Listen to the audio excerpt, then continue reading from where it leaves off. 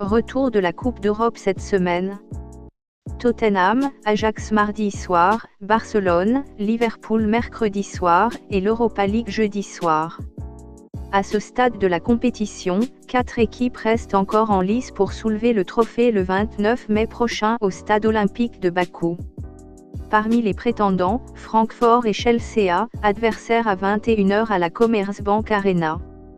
La Premier League est à l'honneur cette saison avec 4 représentants sur 8 au sein des 2 Coupes d'Europe, et 2 finales 100% anglaises sont encore de l'ordre du possible. 4e en championnat, les Blues ont leur destin entre leurs pieds pour décrocher une place en Ligue des Champions, et pourraient également y parvenir via la C3 en cas de victoire finale.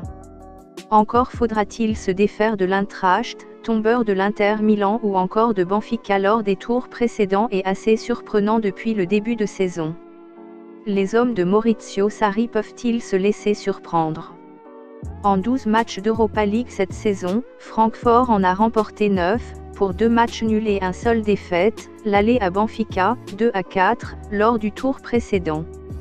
Chelsea est de son côté invaincu dans cette C3, 11 victoires, 1 match nul, 0 défaite.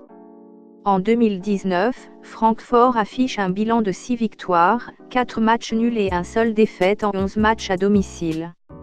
Chelsea est favori de cette double confrontation et pour accéder à la finale de cette Europa League, mais Francfort aura des arguments sur sa pelouse. Un match nul en marquant en Allemagne donnerait déjà l'avantage aux Blues avant le match retour. Ces 2 équipes ont eu un parcours remarquable dans cette C3, et si aucune ne doit perdre, le match nul reste la seule option. Retour de la Coupe d'Europe cette semaine. Tottenham, Ajax mardi soir, Barcelone, Liverpool mercredi soir, et l'Europa League jeudi soir. À ce stade de la compétition, 4 équipes restent encore en lice pour soulever le trophée le 29 mai prochain au stade olympique de Bakou. Parmi les prétendants, Arsenal et Valence, adversaires à 21 h à l'Emirates Stadium. Sur une très mauvaise série en Premier League, les Gunners n'ont plus leur destin entre leurs mains pour décrocher le top 4 et une qualification en Ligue des Champions. Unai Emery a-t-il tout misé sur cette C3? Un pari risqué, mais qui aurait le mérite de ramener un trophée majeur du côté de Londres.